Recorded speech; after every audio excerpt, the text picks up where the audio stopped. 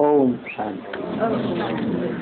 आज का प्रातः क्लास है 2968। रूहानी बाप को याद करो।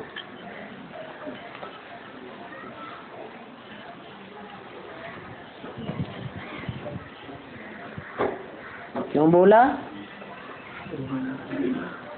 क्यों बोला? रूहानी बाप को याद करो, क्योंकि जिस्मानी बाप तो 84 जन्म याद करते रहे। जिस्मानी को याद करने की प्रैक्टिस है, परंतु रूह को और रूहानी बाप को सब भूले हुए थे। अब ये तो समझते हो रूहानी बाप ऊंचे से ऊंचे है। ऊंचे से ऊंचे माने परमधाम में है। तो नीचे हो गया। ऊंचे से ऊंचे और नीचे से नीचे की बात इस दुनिया की है। परमधाम में न ऊंचे होता है और न नीचे होता है। माना वो ऊंचे से ऊंचे धाम का रहने वाला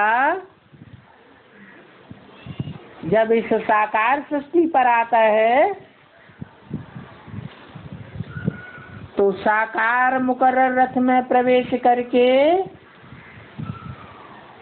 ऐसी स्टेज बनाता है रथधारी की कि आप समान बना लेता है। माना निराकारी, निर्विकारी, निरहंकारी बनाए देता है।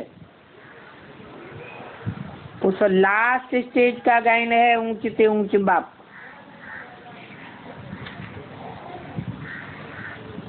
हाँ, और सभी अनेक संबंधियों से वो न्यारा जरूर है।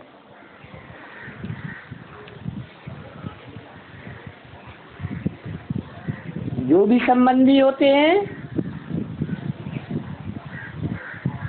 वो साकार होते हैं, समान बंधन बांधने वाले होते हैं,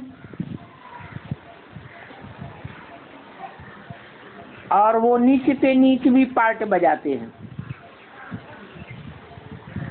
लेकिन ये बाप ऊंचे से ऊंचे है और पढ़ाते भी ऊंचे से ऊंचे हैं। ऐसी ऊंची पढ़ाई और कोई नहीं पढ़ा सकता।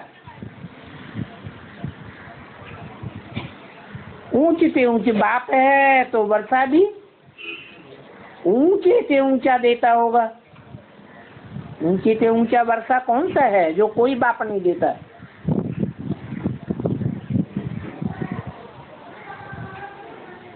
करोड़पति बाप होगा तो करोड़ देगा, अरबपति होगा अरब देगा, मल्टी मिलियनर होगा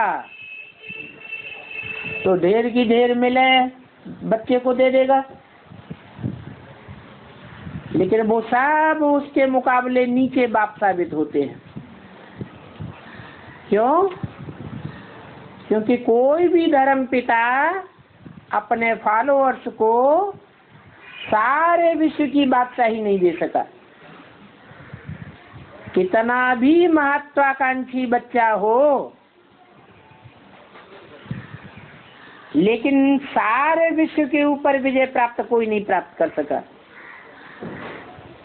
ये बाप विश्व की बादशाही का वर्षा देते हैं और देते भी हैं अहिंसा के आधार पर।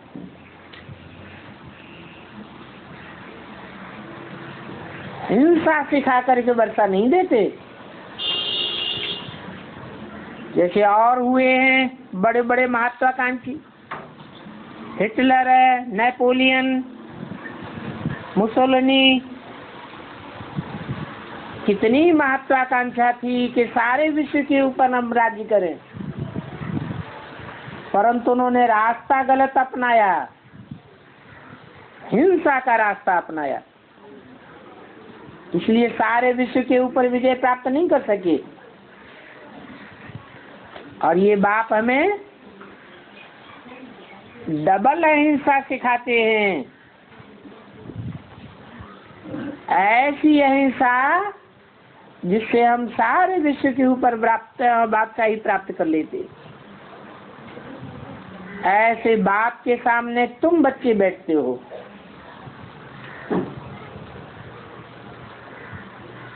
और बच्चे नहीं बैठते। और माने है? जो और धर्म पिताओं के बच्चे हैं, क्राइस्ट के हैं, इब्राहिम के हैं, बुद्ध के हैं, उनके भी तो बच्चे हैं, उनके भी तो फॉलोअर्स हैं, परंतु वो विश्व की बादशाही प्राप्त नहीं करते अपने बाप से। और तुम ऐसे बाप के सामने बैठते हो जो विश्व की बादशाही देने वाला है। ये तो जरूर याद आता होगा कि हमारा ऊंचे से ऊंचा बाबा है, और ऊंचे से ऊंची नई दुनिया का वर्षा देते हैं। कलयुग से ऊंची दुनिया द्वापर, द्वापर से ऊंची दुनिया त्रेता, और त्रेता से ऊंची दुनिया सत्ययुग। ऐसे सत्यधाम का रहने वाला सच्ची बातें बता करके सतयुग की राजाई देते हैं।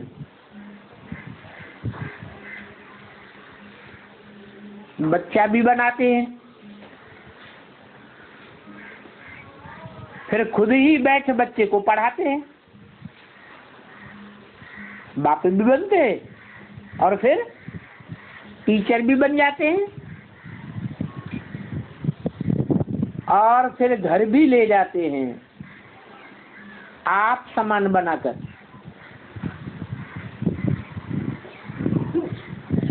निराकारी बना करके निराकारी धाम में ले जाते हैं, जहाँ से फिर तुम आते ही अपनी स्थापन की हुई नई दुनिया में योग बल से माँ बाप के गर्भ में, माँ के गर्भ में प्रवेश करते हो। तो देखो, ये बहुत मीठे से मीठा, बहुत ऊंचे से ऊंचा बाप है, और तुम्हारे सभी दुख दूर कर देते हैं। उनके एवजे में अपार सुख देते हैं, इसलिए दुख हरता और सुख करता कहा जाता है। जो समझू सयाने बच्चे हैं वो समझते हैं ऐसी बात की पाठशाला में हम बैठे हैं, कितनी सहज पढ़ाई पढ़ाते हैं। इसको कहा जाता है सहज बाप से सहज योग। तुम्हारे सामने बैठे तो पढ़ाने वाले के साथ योग नहीं लगावेंगे,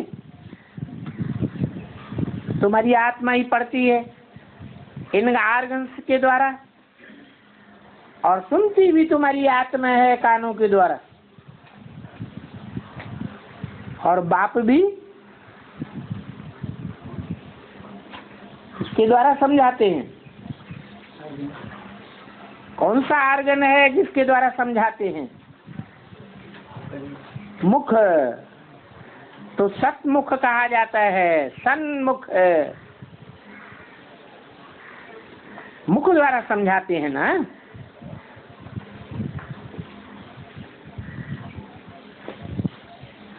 इसलिए फिर कौन से मुख का गायन है?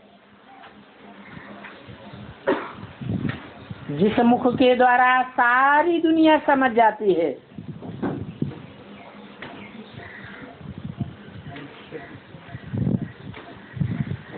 ब्रह्मा मुख का गायन नहीं है।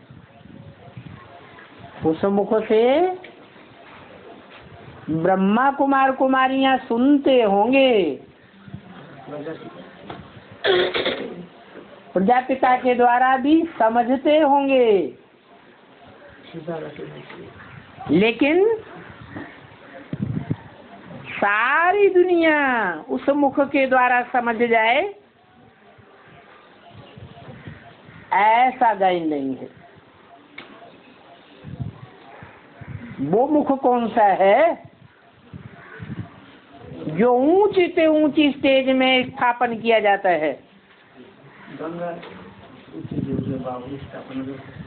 गंगा नहीं, गंगा नाम नहीं है उस मुख का, गौमुख नाम है। गंगा भी जहाँ से उतरती है, जहाँ से नाम गंगा पड़ता है, उस स्थान का नाम है गंगोत्तरी, गंगा उत्तरी। परंतु उससे भी ऊंचा स्थान है, उसके जन्म का स्थान उससे भी ऊंचा है। तो गंगा भी कहाँ से उतरी? गंगोत्री तो नीचे ही है, उससे ऊपर नहीं, गायत्री नहीं, गौमुख। तो गौमुख का कितना गायन है कि गौमुख का गायन क्यों है?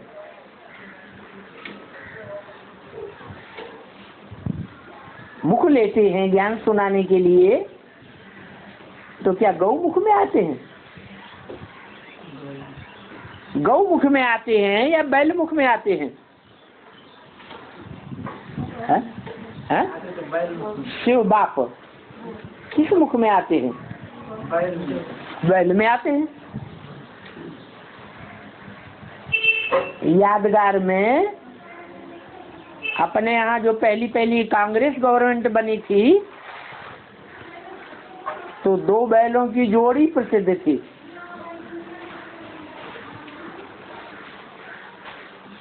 कहाँ की यादगार है? संगम युग की ही यादगार है। राम और कृष्ण, ये 2 बैलों की जोड़ी है, एक में सुनाने के लिए और दूसरे में समझाने के लिए प्रवेश करते हैं। परंतु सारी दुनिया समझती नहीं है उन मुखों से। बैल के मुखों से सारी दुनिया समझती है क्या? नहीं समझती है। अच्छा, तुम बच्चे समझते हो?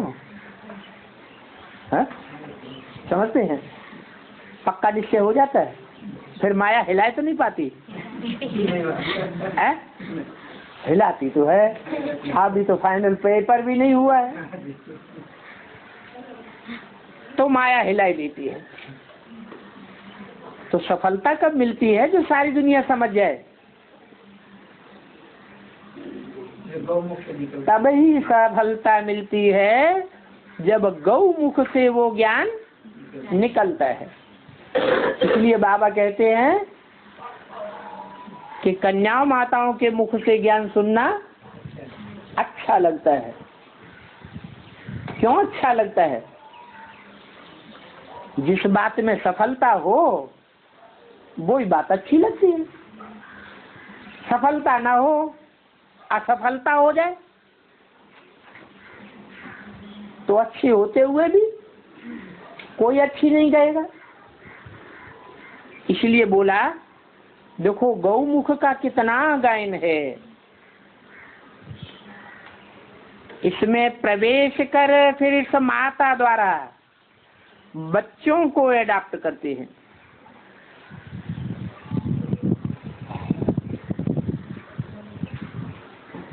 तो गौमुख में प्रवेश किया या नहीं किया है? कब किया? आदि में किया या अंत में किया? आदि में भी किया, परंतु आदि में जो किया वो फाउंडेशन था भक्ति का।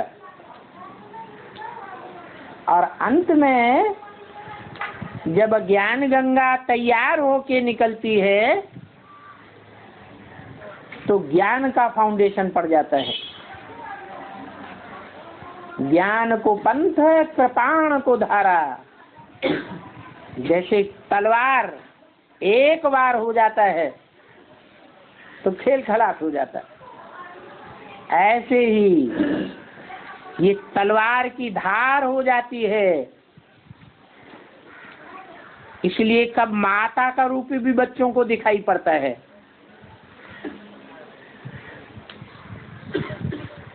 कब दिखाई पड़ता है? जब ज्ञान गंगा निकलती है। और ज्ञान गंगाएं कब निकली? आदि में, मध्य में या अंत में? कब का गायन है? नहीं, आदि में नहीं। निकली भी हो तो प्रसिद्ध नहीं हुई। मध्य में सरस्वती, सरस्वती नदी का क्या गायन है? बीच में आई और बीच में ही चली गई। और गंगा का अंत में गायन है। अंत में ज्ञान गंगाएं निकली हैं तो बच्चों को दिखाई पड़ता है। ऐसे अनुभव बहुतों को होता है, तेरे को अकेले नहीं होता है। सच सच माता समझ, फिर दूध भी पीने लग सकते हैं।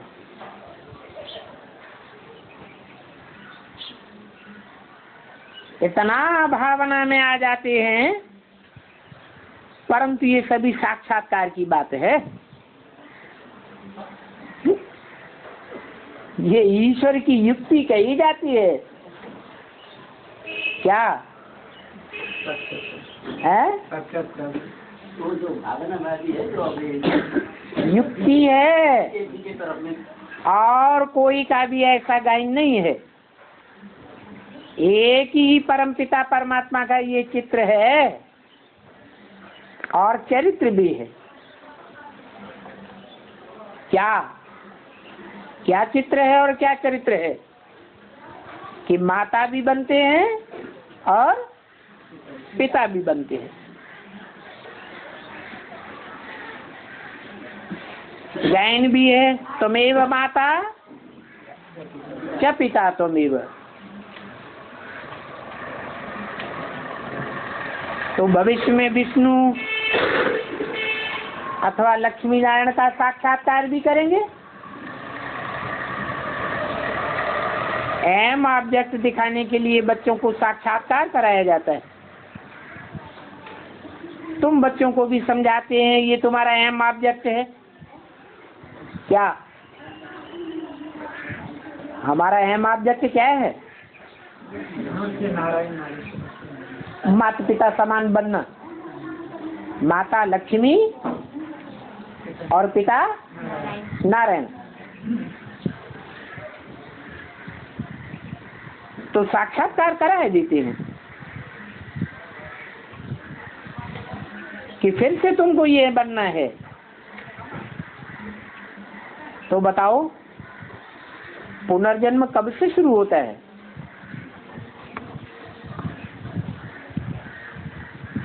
पुनर्जन्म की भी शुरुआत आखिर कब से?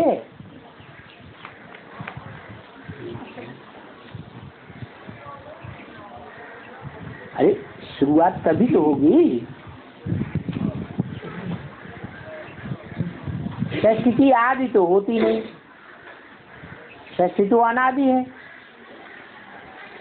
जो अनादि सृष्टि है उसमें जन्म की शुरुआत कब कहें? पहला जन्म कब?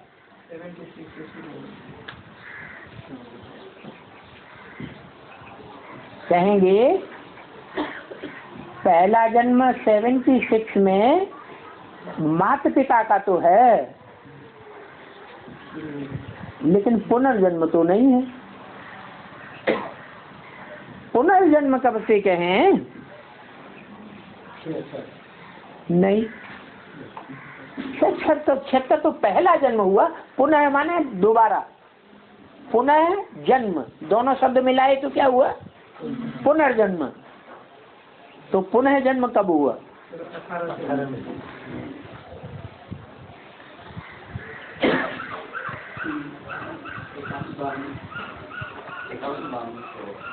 इक्यावन 52 क्यों?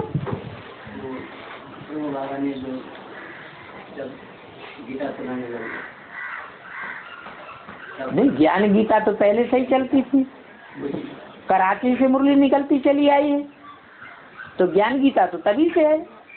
ज्ञानामृत नहीं कहेंगे, अमृत कहेंगे तब जब गौमुख हो, तब कहा जाता है। अमृत किससे निकला? कहते हैं गौमुख से अमृत निकला। अमृत से अमर हो जाते हैं। अभी मरते जीते रहते हैं कि अमर बने बैठे हैं ब्राह्मण। अभी अभी निश्चय होता है और अभी अभी अनिश्चय हो जाता है।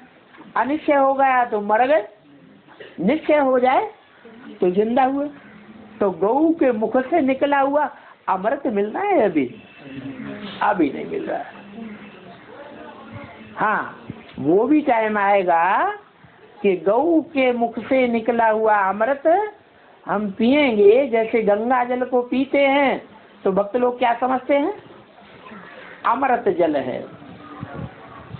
तो ये यहाँ की बात है। तो शुरुआत तब से कहेंगे जब से विष्णु प्रत्यक्ष हो, लक्ष्मी नारायण का संपन्न स्वरूप प्रत्यक्ष हो जाए। कौन से लक्ष्मी नारायण? सतयुग के 8 लक्ष्मी नारायण की बात नहीं है। जो नर से डायरेक्ट नारायण और नारी से लक्ष्मी बनने वाले हैं, उनकी बात है। तो कहेंगे शुरू से। शुरू कब कहें? है? नहीं, शुरू कब कहें? 18? ये तो पुराना हो गया।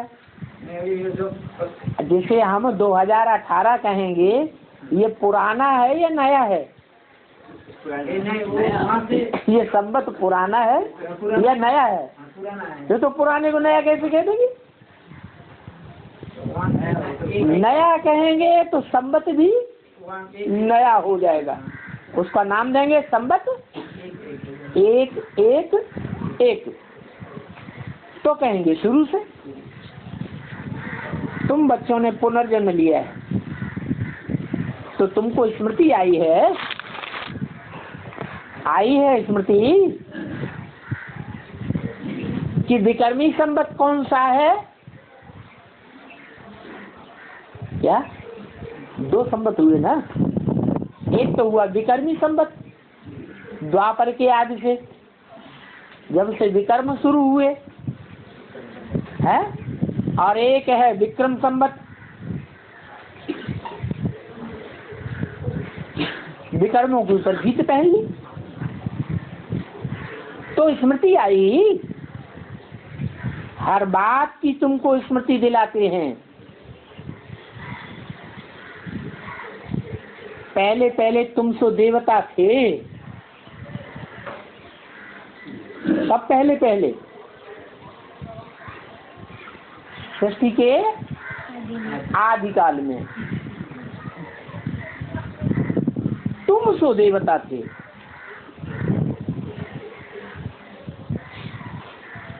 ये नहीं कहा हम सो देवता थे, यह सो देवता थे, ये भी नहीं कहा। वे सो देवता थे, वो दूसरे धर्म वाले, ये भी नहीं कहा। क्या कहा? तुम सो देवता थे। फिर तुम कैसे सीढ़ी नीचे उतर गए? वो ही नीचे उतरे हुए अभी फिर तुम देवता बनते हो। तो समझो, जो पहले जन्म में आए होंगे वो ही 84 के चक्र में आ जाएंगे। जो आदि वाले थे, शुरू वाले थे, वो ही 84 के चक्र में आ जाएंगे, वो ही पक्के पक्के देवता कहे जाएंगे। पहले नंबर में कहेंगे प्रिंस श्री कृष्ण। कौन सा श्री कृष्ण? सतयुग का या संगम का? संगम का, जिसका गायन है शास्त्रों में। फिर भिन्न भिन्न नाम रूप धरकर वो इस समय फिर खड़े हैं। तो तुम फिर से सो राजकुमार बनते हो। तुम बच्चों की बुद्धि में है वो ऊंच से ऊंच भगवान है, जो हमको ऊंच से ऊंच बनाता है। ऊंच से ऊंच पढ़ाई पढ़ा करके वो पतित पावन है, ये स्मृति में रखना है। क्या बात? क्या बात स्मृति में रखना है? कि वो एक ही ऊंच से ऊंच बाप है, जिसके संग के रंग में आने से हम ऊंच से ऊंच स्टेज प्राप्त करते हैं। उसके अलावा और जो भी मनुष्य मात्र की आत्माएं हैं, उनके संग के रंग में रंगकर हम कहाँ जाते हैं? नीचे जाते हैं। इसमें मुझने की कोई बात नहीं है। इसमें किस बात में? कि एक बाप ही पतित पावन है, एक के अलावा और कोई भी पतितों को पावन बनाने वाला नहीं है। तुम्हारी आत्मा पहले 24 कैरेट कंचन थी ना। सच्चे सोने की तौल माप कैरेट से की जाती है। सच्चा सोना होगा तो 24 कैरेट कहेंगे। फिर उसमें जितना मिक्स होता जाता है उतना उसकी कैरेट गिरती जाती है। तो पहले पहले तुम्हारी आत्मा 24 कैरेट कंचन थी, शरीर भी तुम्हारा कंचन था, कोई भी रोग नहीं था, सारी दुनिया ही कंचन बन गई थी। अर्थात सारी दुनिया में प्योरिटी ही प्योरिटी थी। तो विचार करो, हमारा बेहद का बाप कितना ऊंचे से ऊंचे नॉलेजफुल है, हमको ऐसा पढ़ाते हैं जो पढ़ाई और कोई पढ़ाई नहीं सकता। न कोई अपना परिचय देंगे कि मैं कैसे आता हूँ। बाप खुद आकर के अपना परिचय देते हैं। बाप के अलावा बाप का परिचय कोई दे भी नहीं सकता। बाप कहते हैं मैं इस पुरुषोत्तम संगम युग पर आने के लिए ड्रामा के बंधन में बांधा हुआ हूँ। इस साधारण तन में प्रवेश करता हूँ।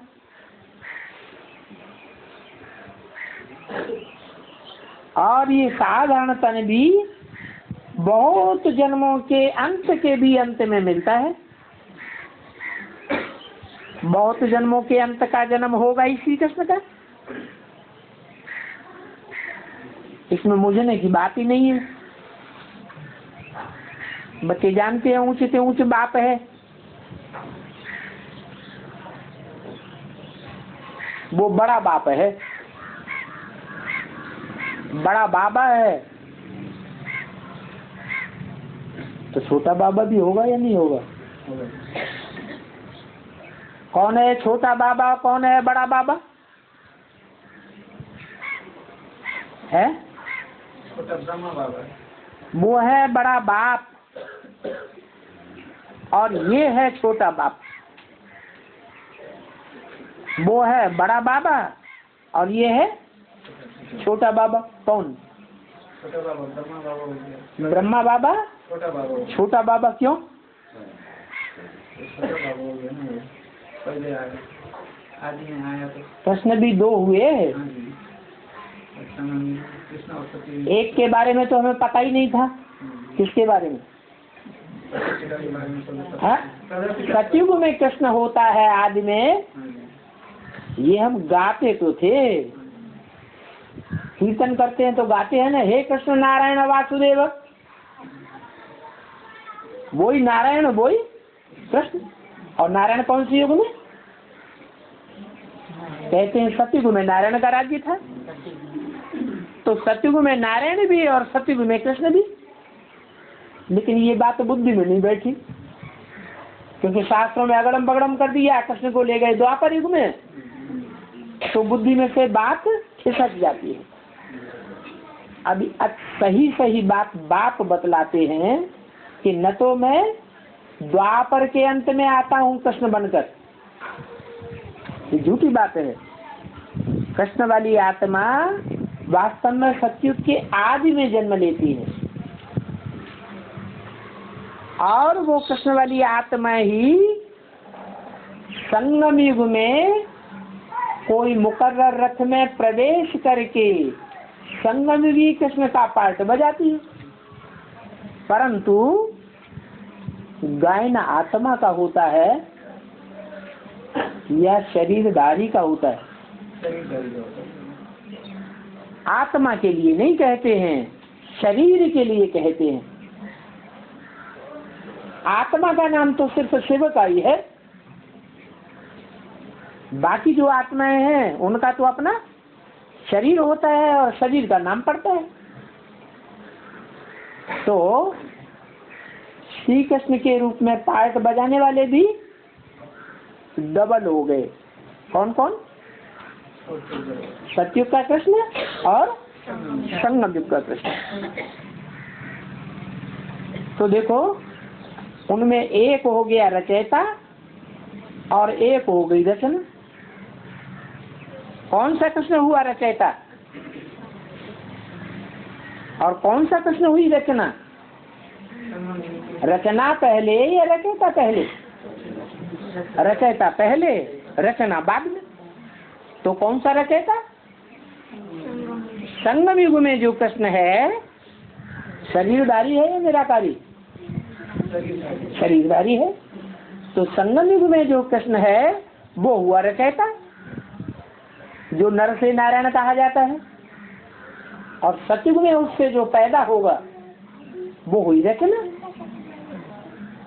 वो भी साकारी होगा।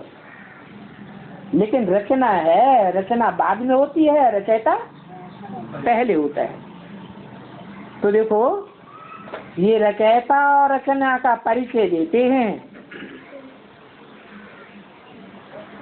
वो रचयिता एक ही है, बेहद का रचयिता है। बाकी ये सभी हैं हद के रचयिता, जिन्हें लौकिक बाप कहा जाता है, धर्म पिताएं कहा जाता है। धर्म पिताएं हद के रचयिता हैं या बेहद के रचयिता हैं? हद के रचयिता कहेंगे। बेहद के बाप को सभी बाबा बाबा कह के पुकारते हैं।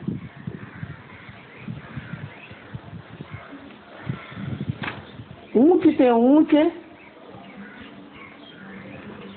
तो उनका यादगार भी ऐसा होगा, ऊंच से ऊंच होगा। कौन सा यादगार है? ऊंच से ऊंच का यादगार कौन सा है? यादगार माने मंदिर।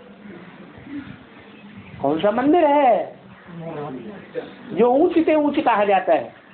बनाया भी ऊंचे स्थान पर जाता है। शिव का मंदिर ऊंच स्थान पर बनाया जाता है और ऊंच से ऊंच माना जाता है। और जो भी मंदिर हैं, यादगार हैं, वो ऊंच से ऊंच नहीं है और इतने ऊंचे स्थान पर भी नहीं बनाई जाती। शिव का मंदिर देखो कहाँ जाकर के बनाया है, ऊंची से ऊंची यादगार कैलाश पर्वत दिखाते हैं, अमरनाथ दिखाते हैं, तो यादगार भी ऊंचे से ऊंची है। यहाँ माउंट आबू में क्या कहते हैं उसे? गुरु शिखर यादगार है। नाम क्या रखा? गुरु। कैसा गुरु? शिखा माने चोटी, चोटी का गुरु है, नाम दिया है गुरु शिखर।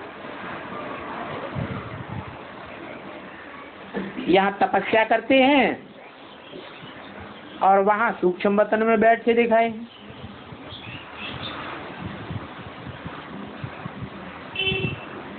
वो है मूल वतन, जहाँ बाप के साथ तुम भी रहते हो। तो बाप कितना अच्छी रीति बैठ समझाते हैं, रोज रोज समझाना पड़ता है। क्या रोज रोज कोई बात क्यों समझानी पड़ती है? बार बार रिपीट क्यों करनी पड़ती है?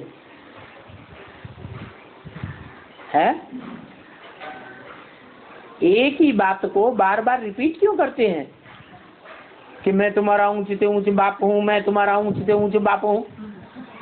रट्टा लगाए हुए हैं रोज, ऐसे क्यों? बच्चे भूल जाते हैं। कहते हैं मैं सन्मुख आके बैठता हूँ, तो भी भूल जाते हैं। सन्मुख पढ़ाता हूँ, तुम बच्चे सामने बैठे हो, तो सामने जो चीज देखी जाती है, आंखों से जो चीज देखी जाती है, वो याद आती है कि भूल जाती है? याद आती है। तो तुमको क्यों भूल जाती है? माया बुला देती। माया का तो नाम दे दिया है। माया कोई और चीज थोड़ी है, माया है अपनी कमजोरी। कौन सी कमजोरी? जन्म जन्मांतर जो देहधारी को याद करते रहे, देहधारी में बुद्धि लगाते रहे, वो देहधारी यहाँ नहीं है। क्या? जन्म जन्मांतर कौन से बाप को याद किया? कौन से टीचर को याद किया? कौन से गुरुओं को याद किया? देहधारियों को याद किया है या निराकारी को याद किया? देहधारियों को याद किया। तो प्रैक्टिस पड़ी हुई है किस बात की? देहधारी को याद करने की प्रैक्टिस पड़ गई। देहधारी से फट लगाव लग जाता है। और जो निराकारी बाप है, वो इन आंखों से देखने में आता ही नहीं है, इसलिए वो बार बार भूल जाता है। इसलिए बाप को बार बार याद दिलाना पड़ता है। तो रोज रोज समझाना पड़ता है, बच्चे तुम्हारा बेहद का बाप आया हुआ है। और जो बाप हैं, महान धर्म पिताएं भी कहे जाते हैं, वो बाप हैं कि नहीं? वो भी बाप हैं, वो नहीं भूलते। और ये बाप भूल जाता है। कब तक भूलता रहेगा? अरे कोई लिमिट है कि नहीं है? क्या लिमिट है कि मरते दम तक भूलते ही रहेंगे? कब तक याद रहेगा? कब तक भूलता रहेगा? बताया। जब तक देवताओं का झाड़ अर्थात तुम ब्राह्मणों का झाड़ फुल स्थापन नहीं हो जाएगा। क्या?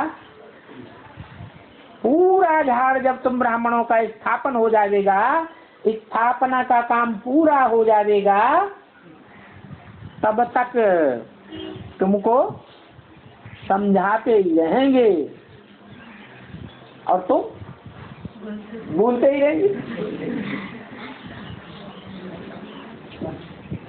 यह प्रजापिता ब्रह्मा है।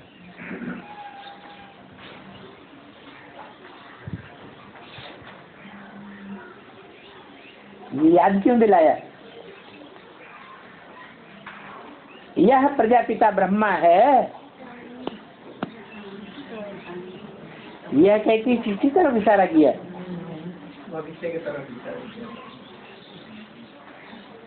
जिस तन में बाप मुकर्रर रूप से आकर के प्रत्यक्ष होते हैं, यह तन प्रजापिता ब्रह्मा है। और तुम प्रजापिता ब्रह्मा कुमार ब्रह्मा कुमारियां हो, एडॉप्टेड होते हो। किसके द्वारा है?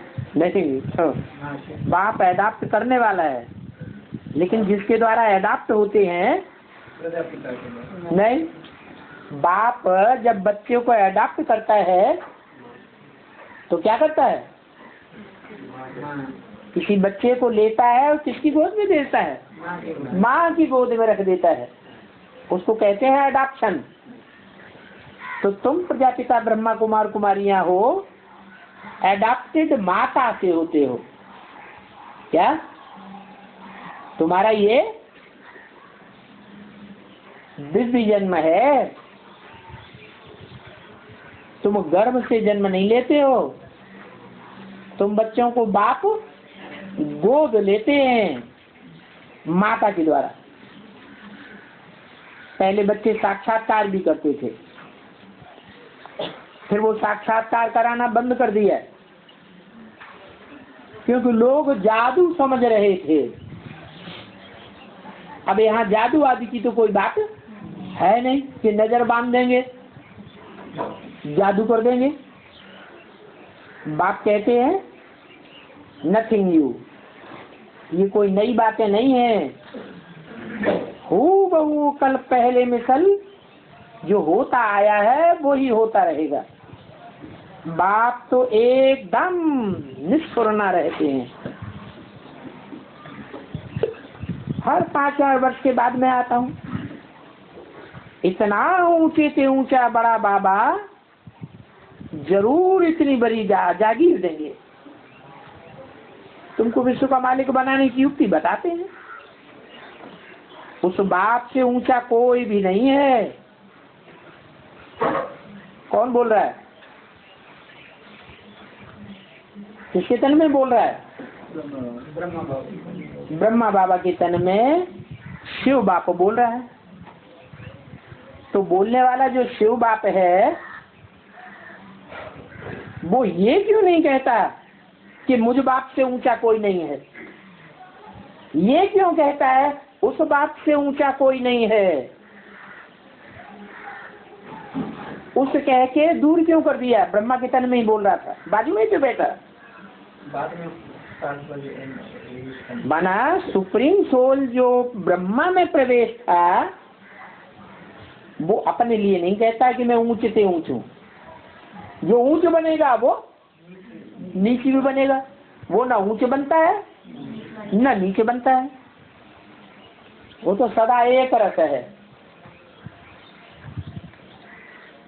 शंकर के मस्तक में जो तीसरा नेत्र शिव नेत्र कहा जाता है वो शिव नेत्र सदा शिव कहा जाता है।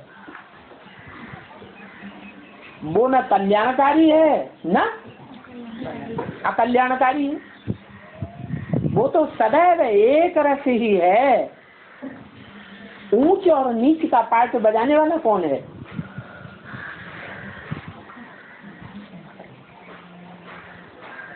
वो रचयिता है या रचना है? जो ब्रह्मा के तन में बोल रहा था।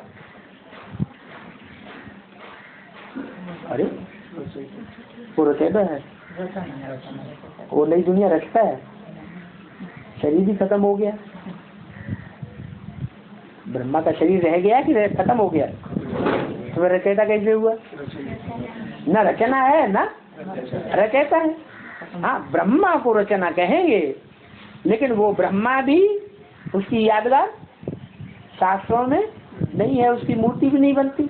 कौन सी ब्रह्मा की यादगार है? कौन सी ब्रह्मा की पूजा होती है? वो नहीं, वही ब्रह्मा जब जगदम्बा का रूप धारण करता है तो पूजा होती है। वही जगदम्बा गौमुख कही जाती है। तो बोला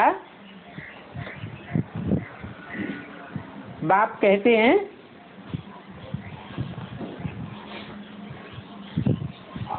कि सभी आत्माओं का बाप एक है, उस बाप से ऊंचा कोई नहीं है। तो अब अपन को आत्म समझ कर बैठो और सब बातें भूल जाओ।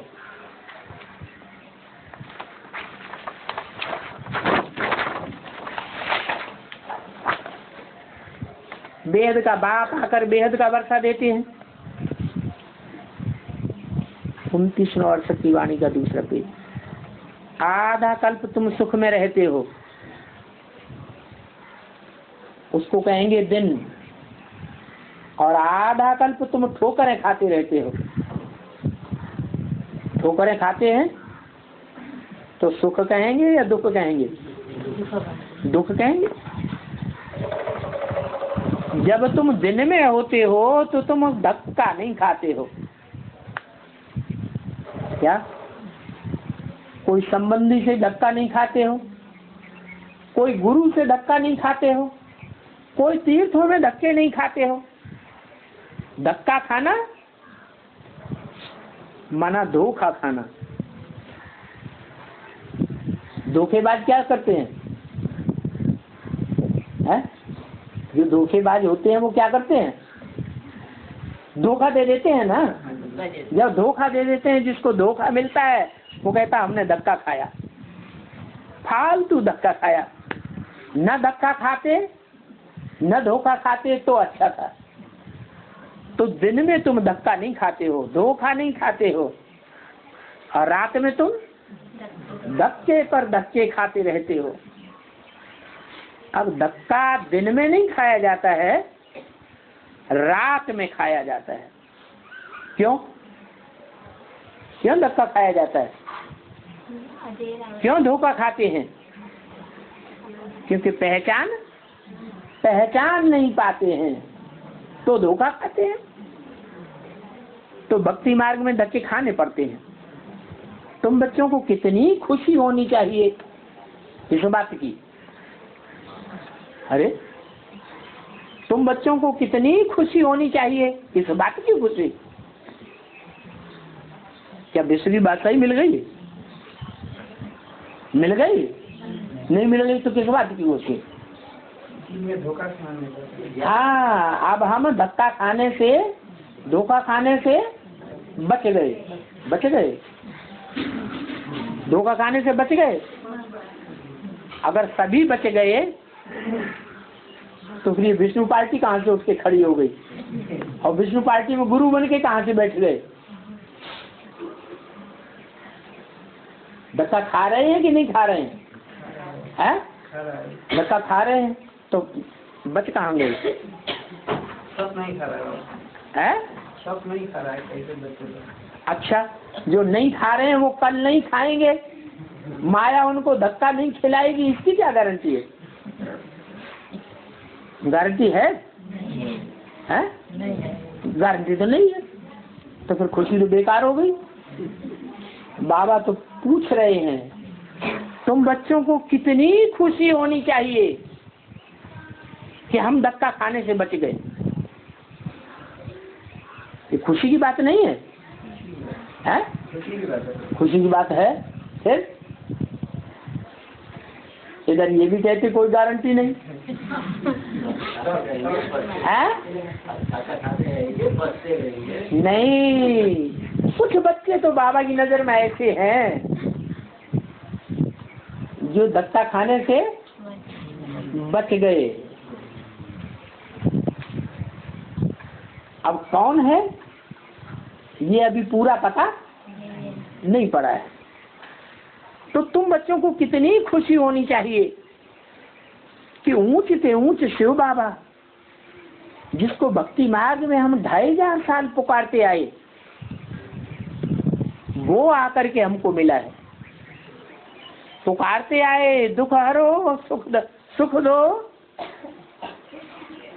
दो और दुख हरो, सुख करता और दुख हरता। सुखधाम से दुखधाम से सुखधाम में ले चलो। बाप कहते हैं दुखधाम और सुखधाम ये तुम्हारा चक्कर है, मेरा कोई चक्कर नहीं। क्या ये चक्कर काटना, चक्कर खाना, ये तुम्हारा चक्कर है, मेरा चक्कर मेरा नहीं है। तो देखो कितनी सहज रीत समझाते हैं। ये भी समझाए देते हैं कि रावण के सिर के ऊपर गधे का शीश दिखाया जाता है? क्यों? हैं? क्यों दिखाते हैं? अरे देवाभिमान। बाप जानते हैं कितने टट्टू बुद्धि बन पड़े हैं। टट्टू नाम क्यों दे दिया है? टट्टू क्या करता है? वजन ढोता है। जिसको वजन ढोने का स्पेशल काम दिया जाता है उसे कहते हैं टट्टू। एक होता है घोड़ा चढ़ने वाला और एक होता है टट्टू जिस पर सिर्फ वजन ढोया जाता है। तो बाप जानते हैं कितने टट्टू बुद्धि बन पड़े हैं। माने बुद्धि जो है वो बोझ उठाने की आदी हो गई है। बाप कहते हैं बच्चे तुम अपना सारा बुद्धि का बोझ मुझे दे दो। लेकिन बच्चे क्या करते हैं? अपने ऊपर सारा बोझ ले लेते हैं। तो देखो रावण को गधे का शीश दिखाते। रावण के कितने सर? 10 सिर। वो 10 सिर ऊपर या गधे का सिर ऊपर? गधे का सिर ऊपर और वो 10 सिर नीचे। इसका क्या मतलब हुआ? इसका मतलब क्या हुआ? इसका मतलब हुआ कि जो रचयिता बाप है वो बताते हैं कि तुम बच्चे जो मेरी रचना हो नंबर 1 वो टट्टू बुद्धि बन पड़ते हो। बुद्धि पर फालतू का बोझ ले लेते हो। तो पहला बच्चा कौन हुआ?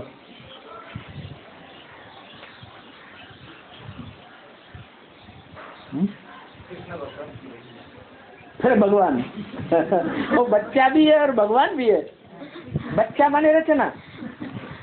रचना भगवान होता है? रचयिता भगवान होता है या रचना भगवान होता है? रचयिता भगवान होता है। तो देखो ये रावण के ऊपर जो गधे का शीश दिखाया है वो किसकी यादगार है?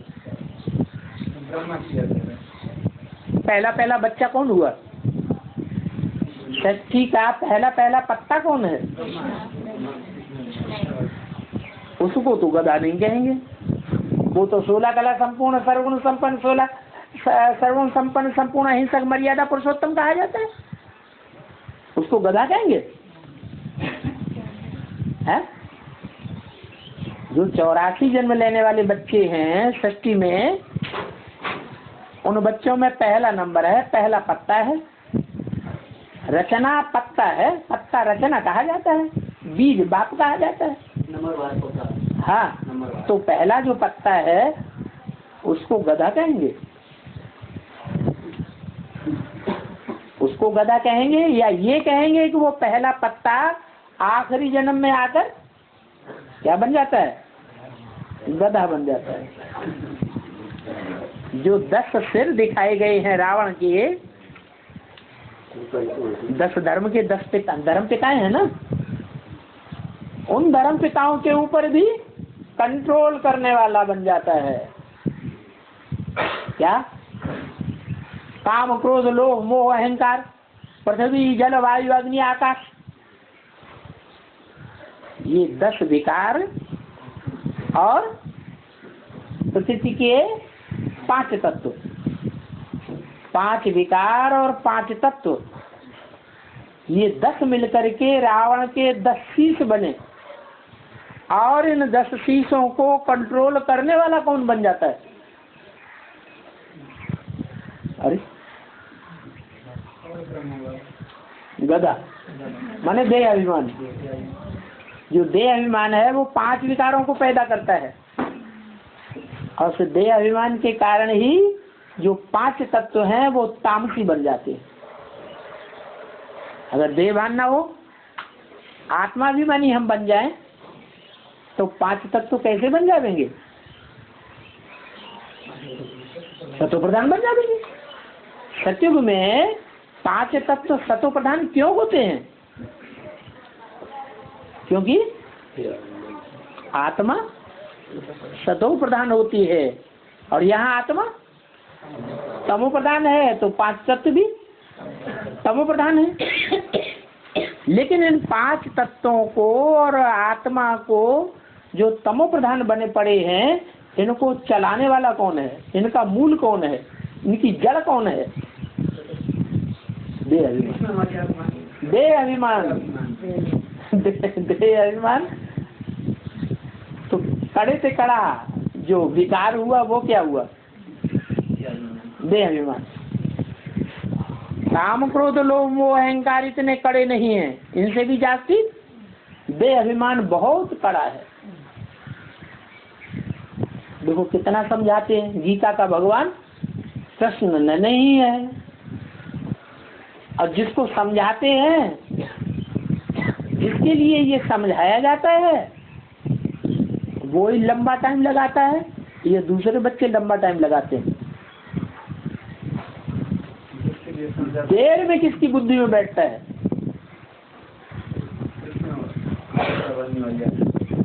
कौन सी आत्मा है जिसकी बुद्धि में सबसे जास्ती देर में बैठता है? ब्राह्मण बच्चों के बीच में ब्रह्मा की आत्मा ही सबसे जास्ती लेट समझती है।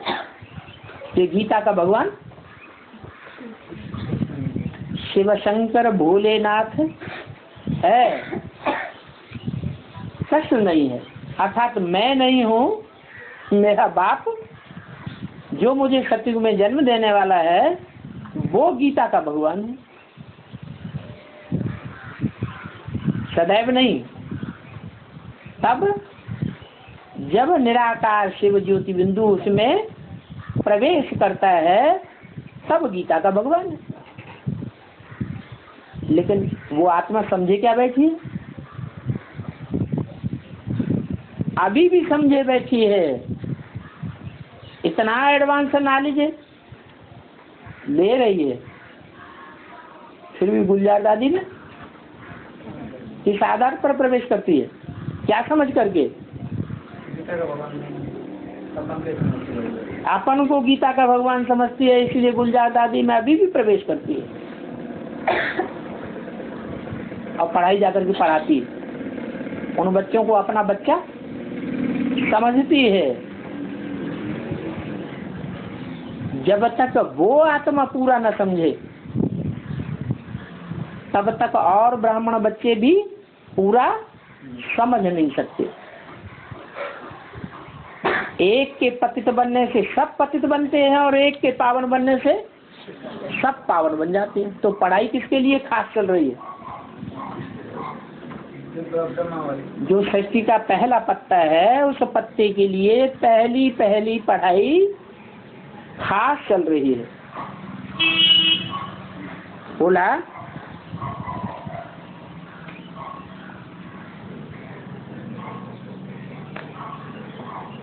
रावण ने देखो तुमको क्या बनाई दिया है, इसलिए ये निशानी दे दी है। क्या क्या निशानी दे दी है रावण ने? टट्टू की निशानी दे दी है। 5 विकार स्त्री में, 5 विकार पुरुष में। कौन सी स्त्री है? क्या नाम दिया है शास्त्रों में उसका? मंद उदरी। उदर, उदर माने पेट। ये पेट होता है, इस पेट में बात पचती है, कोई को नहीं पचती है। खास करके कहते हैं ना, औरतों के बुद्धि रूपी पेट में बात पचती नहीं। तो ये पेट हो गया आत्मा का। और शरीर का पेट कौन सा हुआ? ये। तो बोला मंदोदरी को दिखाते हैं स्त्री के रूप में और रावण को दिखाते हैं पुरुष के रूप में। पुरुष के 5 विकार, काम क्रोध लोभ मोह अहंकार, एक पुरुष के माथे ही क्यों जड़ दिए?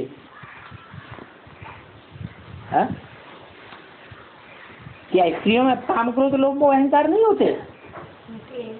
फिर ये रावण को पुरुष रूप दे करके उसके ही माथे पर 5 विकार क्यों लगा दिए? क्या कारण है?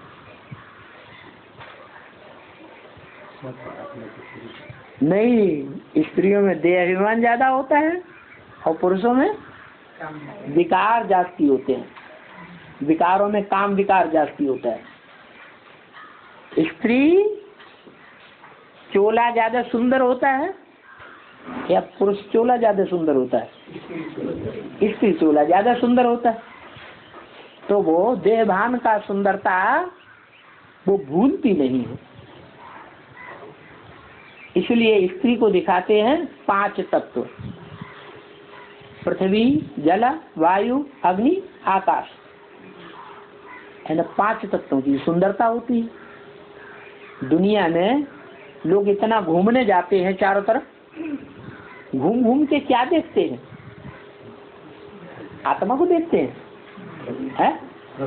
नहीं, प्रकृति का सौंदर्य देखने जाते हैं। वो जड़ प्रकृति का सौंदर्य देख रहे हैं, लेकिन वास्तव में वो ये नहीं जानते ये जड़ प्रकृति जो है वो मुख्य है या जड़ प्रकृति का मानिंद चैतन्य प्रकृति मुख्य है। जैसे आसमान के सितारे हैं, सूरज चांद हैं, ये मुख्य नहीं है, ये तो जड़ हैं, लेकिन इनको पलटने वाला, इनको परिवर्तन करने वाला चैतन्य आत्माएं हैं या ये जड़ सितारे हैं? चैतन्य आत्माएं हैं जिनको ज्ञान सूर्य, ज्ञान चंद्रमा, मंगल, सोम ये नाम दिए हुए हैं। तो ऐसे ही ये मंदोदरी का नाम दिया हुआ है, जिसका बुद्ध रूपी पेट मंद हो जाता है। कब हो जाता है? सतयुग में कि कलयुग के अंत में? कलयुग के अंत में मंदोदरी ऐसी तामसी बन जाती है कि देहभान हटाने से भी नहीं हटता। तो बाप समझाते मीठे मीठे बच्चों, ये बात पक्की याद रखो, ये सारी दुनिया सुख दुख का खेल है। सुख काय से होता है और दुख काय से होता है? आत्माभिमान से होता है सुख और देहभान से होता है दुख। ओम शांति।